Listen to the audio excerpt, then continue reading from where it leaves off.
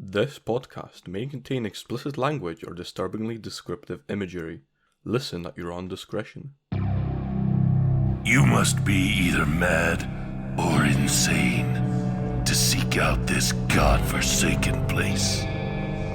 But since you're here, I guess I can show you the nest of horrors.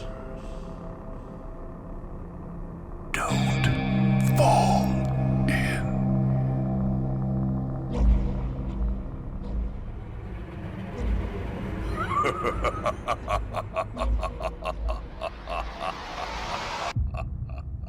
Today's story has been pulled out of the nest by Reddit user Cautious Creative, and it's entitled My Wife Is Alright, narrated by Sky Vox and Liam Huell.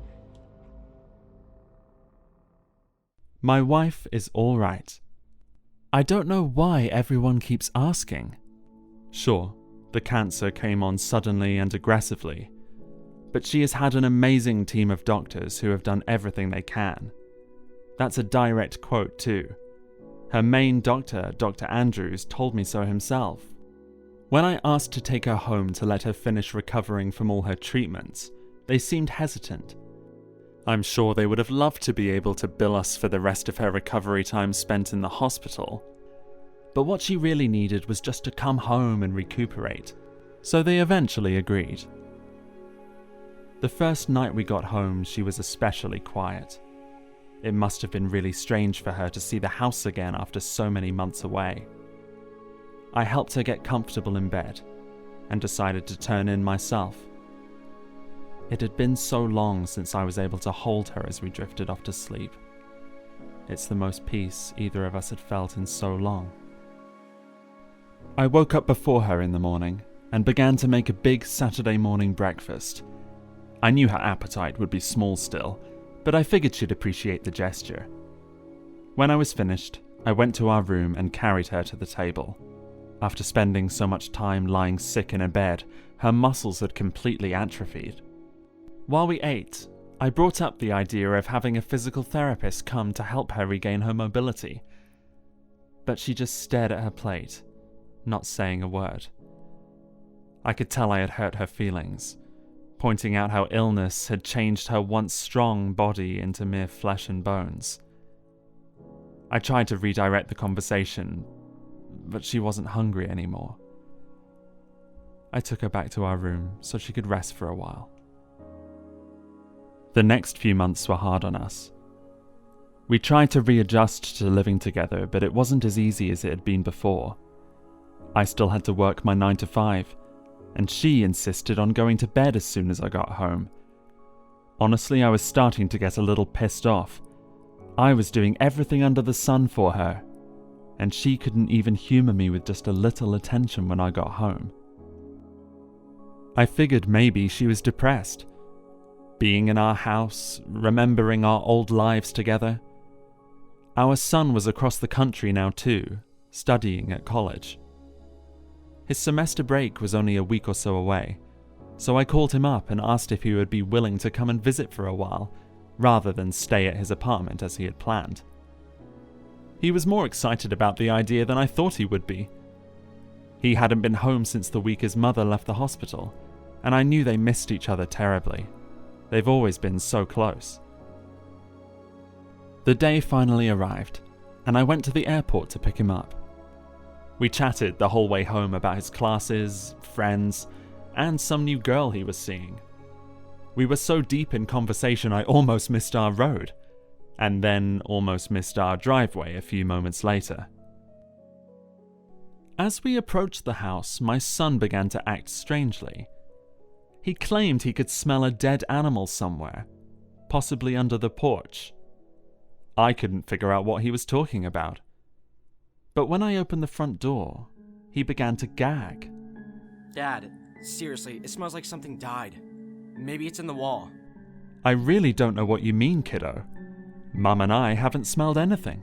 You and Mom. Yeah, did you forget? The doctors let me bring her home, to recover. We were now standing inside the foyer, the stairs to our bedroom directly to the left. Go on up and see her. She's been waiting for you."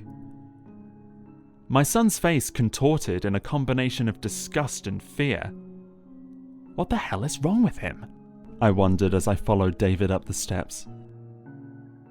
When we were at the top, he slowly walked into our bedroom and let out the most bone-chilling scream I have ever heard. Dad, what the fuck? I mean, seriously, what the fuck? Oh my god, why the hell is Mom's body in your goddamn bed? Jesus Christ, I knew you were having a hard time with her death, but this is just sick. What the hell are you talking about, David? I asked, slightly irritated as I sat down beside my wife. I didn't know how she could remain so calm during all this. I gotta go. I'm gonna go.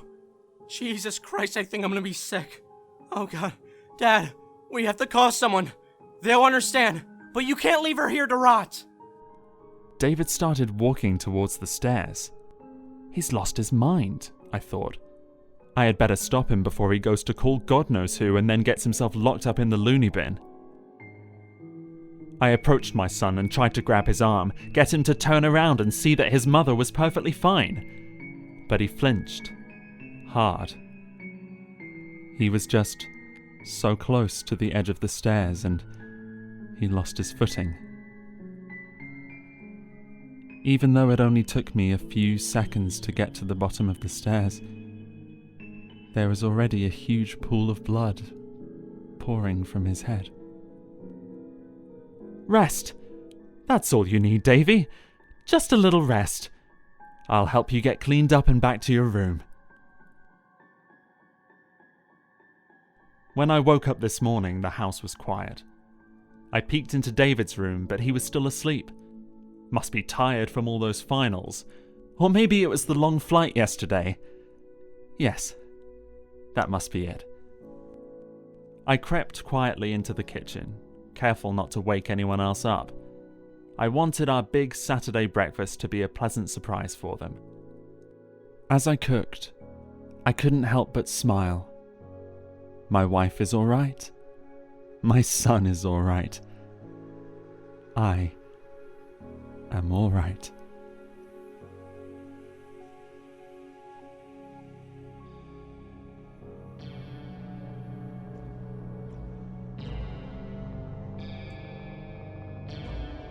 Hope you enjoyed this episode and will join us for more.